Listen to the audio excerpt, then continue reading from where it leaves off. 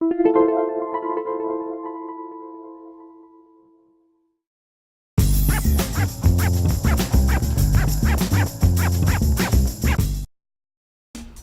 to My Long Island TV. From Manhasset to Montauk, we have traveled our communities to bring you the following events. I'm your host, Waldo Cabrera. My Long Island TV starts now.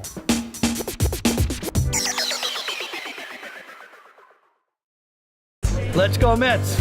Let's go Mets! Let's go Mets! Let's go Mets! Let's go Mets! I wrote the book for two reasons. Number one is everyone wants to hear about the 1986 season. And there have been some books written about the 86 season and the 86 team, but I thought from my point of view, it was a different perspective on that team and that season. That's number one.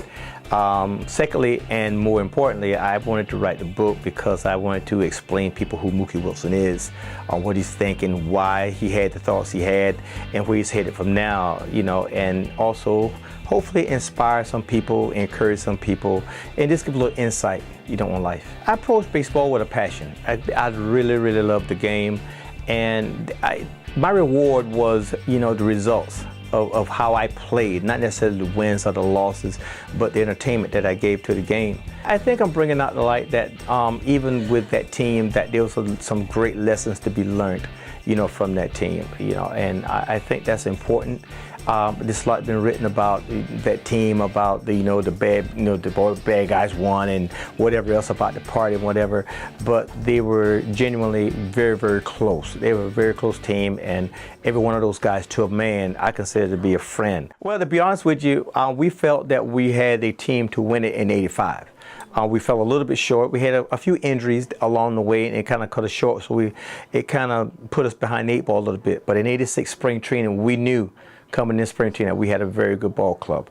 But then again, the series with St. Louis, when we beat St. Louis, because that was the team to beat, once we beat St. Louis, we knew that we had a chance to win it all that year. Yeah, and your relationship with Bill Buckner, I understand, is very positive. You guys go out together, you tour together every now and then. Bill and I are very good friends. I mean, we are very, very good friends. As a matter of fact, I spoke with him 2 days ago, and we are as close as any two ball players can be that didn't play on the same team. I mean, it's just, you can't be any more closer than we are. We have a lot of things in common, and I didn't know that we had that much in common. If it had not been for that ground ball, I probably never would have known that Bill was such a great, great guy. He really is a great guy. Mookie just has endless energy. So our interviews would go sometimes 8 or 9 hours without stopping.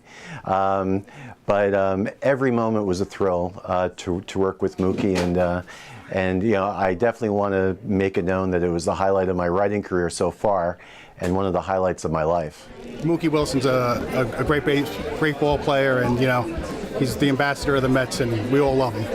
I was at Game 6. You were at Game 6? I was at Game 6. It was the best game I've ever been at in my life. My father brought me up, well, Met fan, and the two of us watched Game 6 sitting on the floor in the den. He was actually about to leave the country on a long business trip the next day. So it's actually one of my favorite memories with my dad. So. Was there a possibility that you could root for any other team aside from the Mets? Oh, absolutely not. Absolutely not. Will never happen.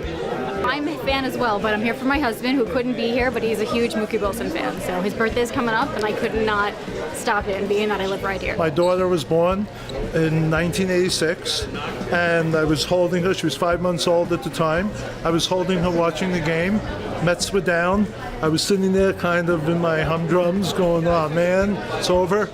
And then all of a sudden, ball goes through Buckner's leg. I'm watching, I got Mookie scoring, I got, you know, all this stuff going. I screamed when Mookie scored because I was like, yeah, we're in it.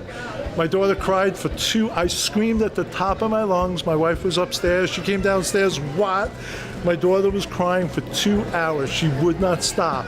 And I was so happy that the Mets won. And I was like, oh, Julie, but they won.